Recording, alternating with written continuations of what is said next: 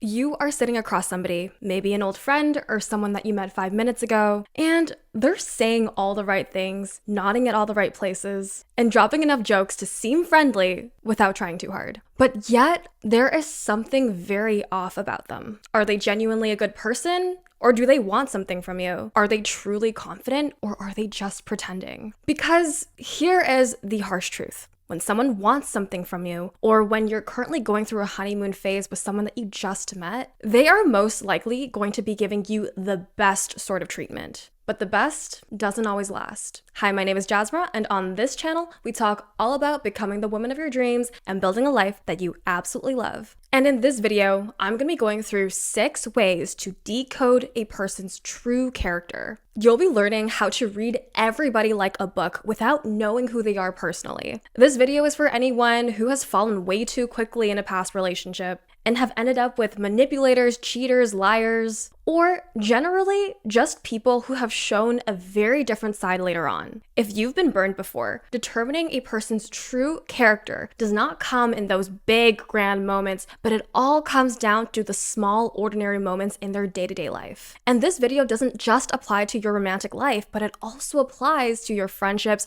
or even potential business partners. When you know what to look out for, you'll be able to catch those red flags before you get too invested. I've also included chapters for this video, so you can skip around. You can also find the timestamps in the description below. And if you are somebody who's ready to do the real work, I'm not just talking about watching these videos, but actually transforming. I provide worksheets for every single one of my videos. In these worksheets, I provide in-depth journaling prompts as well as practical exercises to help you remove your limiting beliefs and to write out an action plan so you can start living out as your highest self today. You can access these worksheets in the description below. Now let's dive into the video. The very first method is to observe how they treat people who can't do anything for them. If you want to read someone's true nature, pay particularly close attention to how they treat people that they don't need to impress. People with less status, less money, or someone who has no direct benefit to offer. It is so easy to be delightful and kind to someone when they have something that you want. For example, if a guy is trying to sleep with you,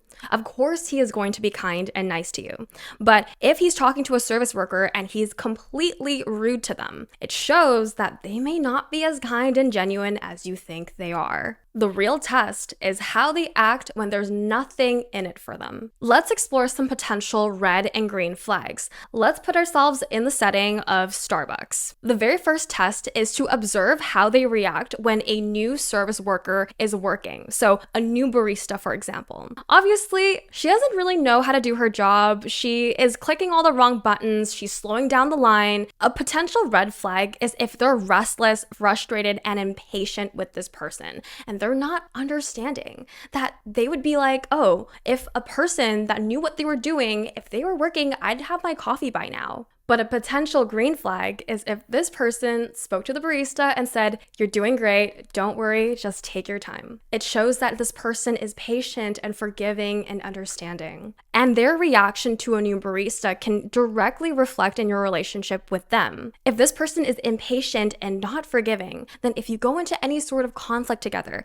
it's going to be really hard to get through to that person because they simply don't want to listen. They simply don't have the patience to teach you. Another thing is that if the barista gave this person the wrong order, maybe the wrong type of milk, someone with a red flag would freak out and would be completely rude to this person. But on the other hand, someone with a green flag goes into problem-solving mode. They'll say, "Hey, no worries, can you switch this for oat?" This reveals that even if you make a small mistake, they won't blow up. But instead, they have the mentality of problem solving rather than blaming. And there are bound to be some mistakes that you make. We're not all perfect. These are all examples in how you can identify someone's default setting. This is their baseline behavior when no one is watching. So how do we decode someone's character? The first thing is to look to see if they're courteous. Do they have basic manners? Do they say please, thank you? Or are they the types of people who like to bark orders? The second thing is attention. If they're speaking to someone that they don't need to impress, do they make direct eye contact? Do they use their names? Or do they just scroll on social media and do not give them the time of day? The third is regulation. Do they stay calm? Are they forgiving? Or are they the types of people that get really angry and frustrated? And the very fourth thing is equality. Do they treat invisible people with the same amount of respect as important people? The second thing is to observe the reaction to simple no's. I remember a decade back when I was going on a date and he wanted to go to this restaurant because they had a promotional 10% off discount for any meals before 7 p.m. And when the bill came, there was no discount and he kept arguing with the server,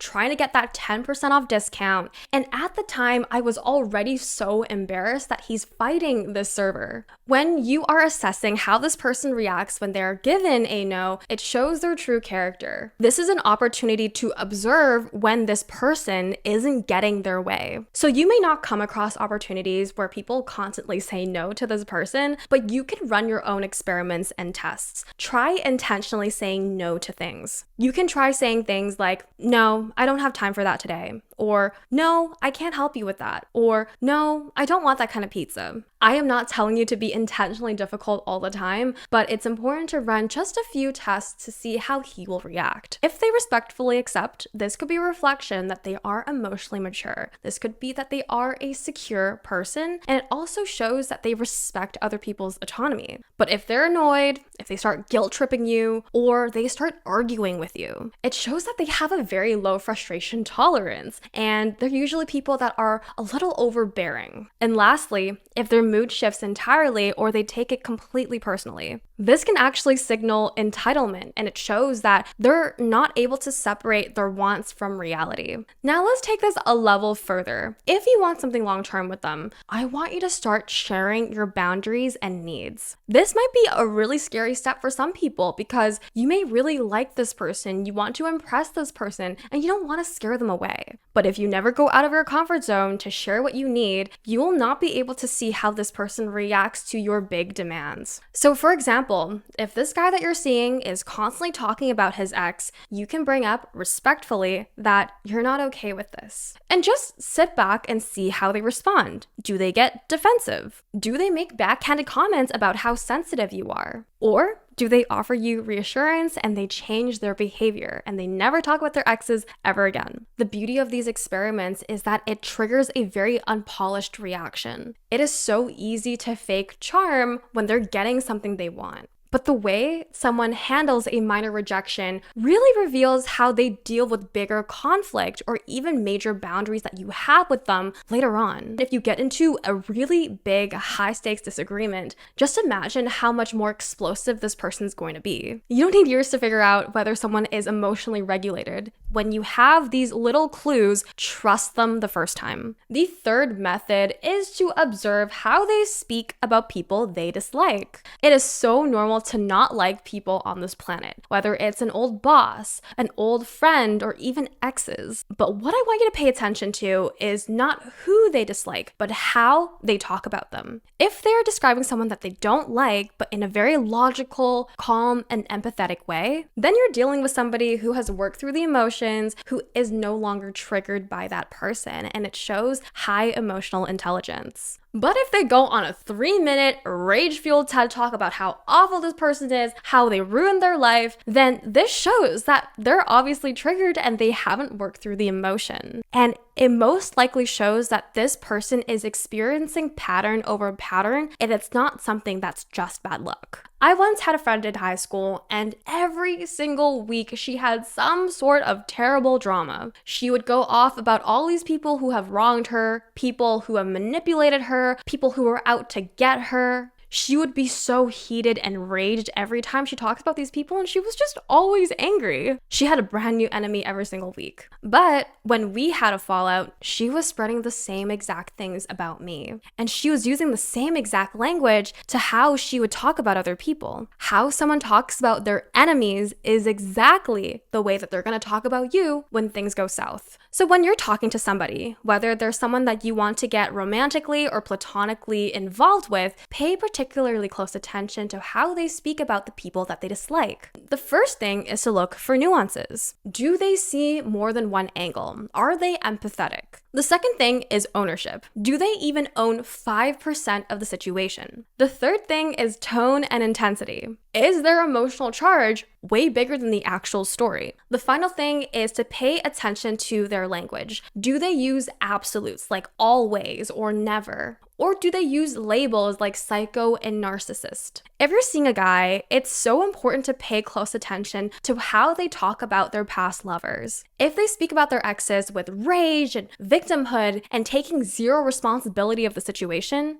it shows that he's currently in a repeated pattern. And even if you are someone who's healthy, secure, loving, nurturing, he won't be able to appreciate that because he is so caught up in the anger, the violence, the drama, that he may actually sabotage this relationship to go back to the familiar. And not only that, but when you guys go through some sort of relationship conflict, he won't be able to listen to you, he won't take responsibility, and he's just gonna be so angry at you that you guys won't be able to resolve anything. But on the flip side, if this person is speaking neutrally about their past lovers, even if they wronged them, it has shown that they have processed it, let go, and they take full responsibility of the situation. The fourth thing to observe is their behavior under minor pressure. Big disasters could either bring the best or the worst in some people, and big disasters don't often come very often. This is where we need to pay particularly close attention to small inconveniences. They don't trigger adrenaline like big disasters, but instead they trigger annoyance. And when someone is annoyed, their default setting comes out. The reason why this is a really great indicator to show someone's true character is because minor inconveniences just aren't serious for someone to self-edit. If they are annoyed, their real emotional regulation, or lack of it, will instantly show up. So here are some examples of minor inconveniences. You're late for 5 minutes. Your plans change last minute. The coffee order comes out wrong. Someone bumps into them in the crowd. A restaurant runs out of their favorite dish. So pay particularly close attention to how they react in this scenario. Are they chill and adaptive? They most likely have high emotional stability, they have a problem-solving mindset,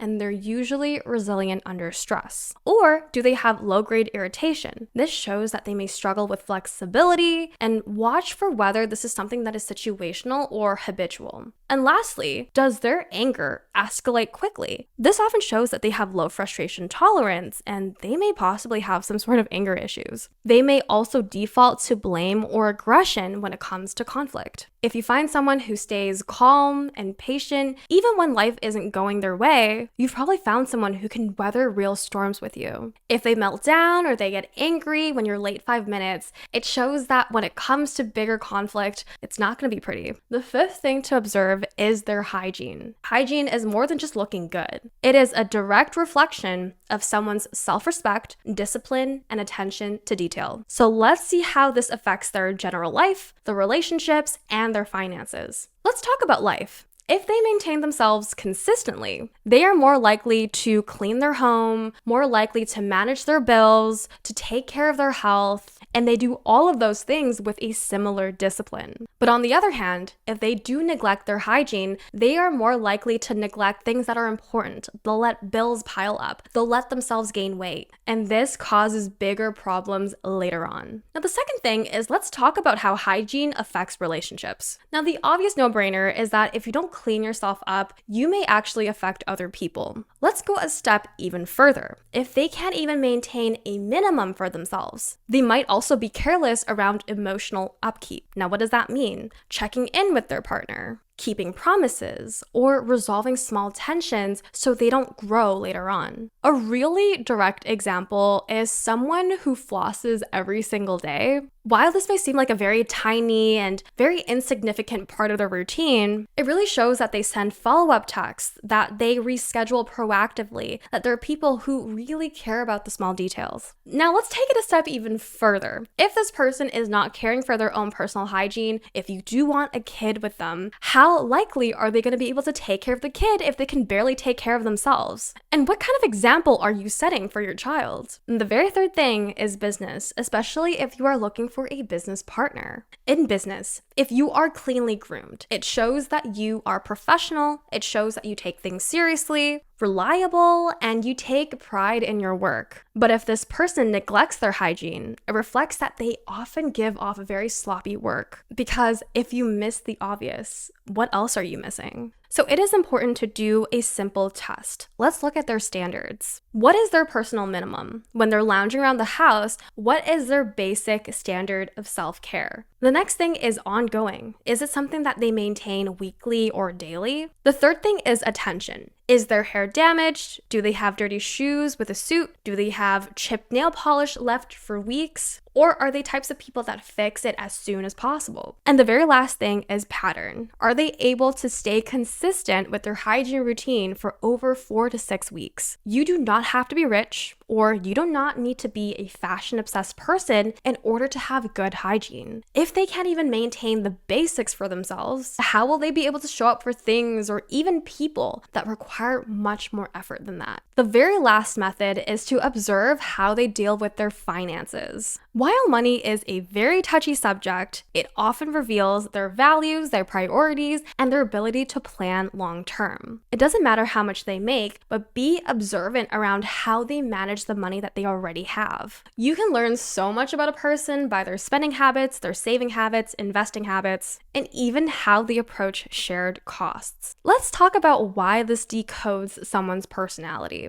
Financial behavior reveals responsibility. Do they plan for the future or live paycheck to paycheck by choice? The second thing is, what are their priorities? Do they invest in growth, skills, health, experiences, or only in surface level luxuries? What about respect? Do they pull all their weight in shared costs, or do they expect others to carry for them? And lastly is impulse control. Do they buy for instant gratification, or do they think before they swipe? Now, this covers all bases. This isn't just about romantic partners, but this could also apply to friendships or even potential business partners. Let's first talk about friendships. If you're currently in a friendship with somebody who buys Gucci bags, go to luxury hotels, and just spends a lot on themselves, but when it comes to spending on other people, they're much more frugal and they're just cheap. These are people that are not generous at all with others, and they may be very painful people to hang around. Or you may even have a friend who is so bad with money that every time you go out, you're always the one who has to pay for them. The thing with friendships is that there's nothing wrong with wanting to be generous and wanting to help out your friend, but I know that everyone is in a very different financial situation, and I'm not judging. But if you are in a friendship where you are constantly giving financially and they're not really reciprocating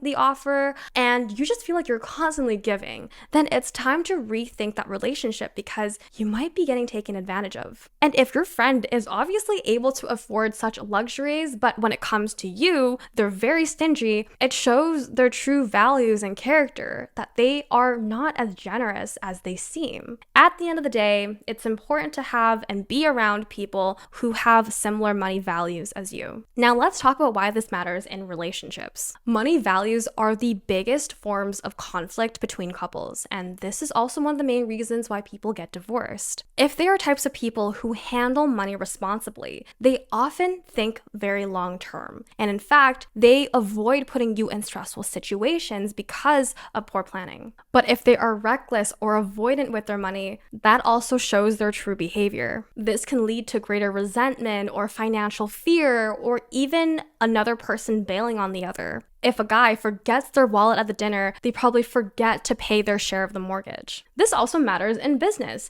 If they cannot take care of their own personal finances, it also reflects on the type of business partner they are. If they are irresponsible partners, they may overspend on ego purchases, they may overspend on budgets, and they leave the mess with you to clean up. So just by simply observing how they deal with their own finances is a direct reflection in how they'll treat their relationship with you. And their relationship with it, whether it's positive or negative, will impact you in some way. Now we've reached the end of this video. I would love to know in the comments down below, what is one method you use to decode someone's true behavior? And if you are truly serious about shifting and transforming, download my worksheets down below to get access to my in-depth journaling prompts. And if you are currently on the journey of becoming the woman of your dreams and building a life that you love, check out my channel channel because I make a ton of videos about money, relationships, self-worth, manifestation, literally all things high-value women energy. And if you enjoyed this video, I highly recommend checking out my last video, 10 Harsh Truths I Wish My Father Taught Me About Dating and Men. In that video,